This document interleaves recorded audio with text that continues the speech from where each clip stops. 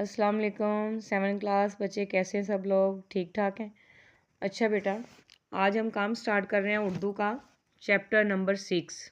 ठीक है, chapter number 6 हम पढ़ रहे हैं नामदेव माली। इसकी हम आज रीडिंग करेंगे। नामदेव मकबरा राबिया दौरानी औरंगाबाद दक्कन के बाग में माली था। ठीक है, ये उसका नाम बताया गया है। ठीक है, नामदेव मकबरा राबिया दौरानी औरंगाबाद में जो है दक्कन के बाग में वो काम करता था। ज़ात का डेर, ठीक है, ज़ात का डेर जो बहुत नीच कौम ख्याल की जाती थी। ये ज़ात का है, जैसे हम कास्ट बताते हैं ना, मलिक हो गई, राई हो गई, तो ये ज़ात थी, कोई कास्ट थी जिसको जो है बहुत वो लोग नीच ख्याल करते थे। कौमों का इम्तियाज़ मसनूई है और रफ्ता रफ्ता नस्ली हो गया है। सच्चाई नेकी हुसन की किसी की मिरास नहीं। ठीक है, सच्चाई नेकी और हुसन जो अल्लाह ताला की देन है, ये किसी की जागीर नहीं। मिरास का मतलब है जागीर। ये खूबियाँ नीची ज़ात वालों में भी ऐसी ही होती हैं जैसी ऊंची ज़ात वालों में। ये शेर देखें बेटा, कैस हो कोहकन हो या हाली, हाली शायर का नाम है।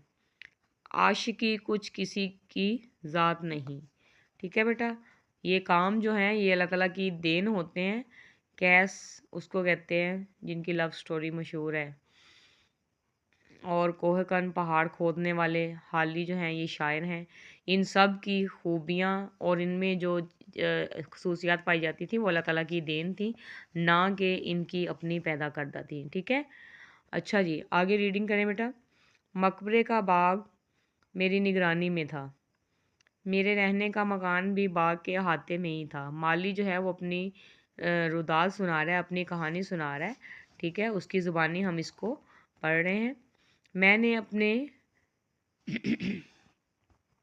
बंगले के सामने, ठीक है, उसने कहा कि मैंने अपने बंगले के सामने चमन बनाने का काम नामदेव के सुपुर्द किया।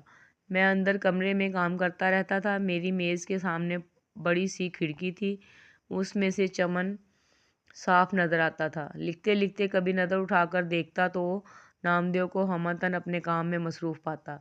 ये नामदेव माली का नाम था। ठीक है, अच्छा जी, आगे जो है बाज़ दफ़ा उसकी हरकतें देखकर बहुत ताज्जुब, हैरानी होती। मसलन क्या देखता हूँ कि नामदेव एक पौधे के सामने बैठा उसका थानू साफ उसका थानू साफ कर रहा है।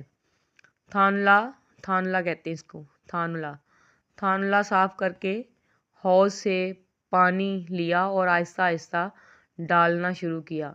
पानी डालकर डोल दुरुस्त की और हर रुख से पौधे को मुड़ मुड़ कर देखता। फिर उल्टे पाँव पीछे हटकर उसे देखने लगा। देखता जाता था और मुस्कुराता और खुश होता था। ये देखकर मुझे हैरत भी हुई और खुशी भी। काम उसी वक्त होता जब उसमें लज्जत आने लगे। बेमज़ा काम नहीं, बेकार है।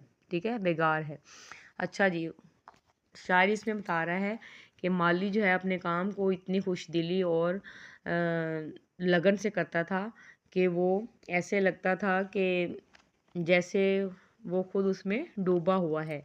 आगे देखें बेटा, अब मुझे इससे दिलचस्पी होने लगी, यहाँ तक कि बाज़ वक्त अपना काम छोड़कर उसे देखा करता, मगर उसे खबर ना होती कि कोई देख रहा है या उसके आसपास क्या हो रहा है।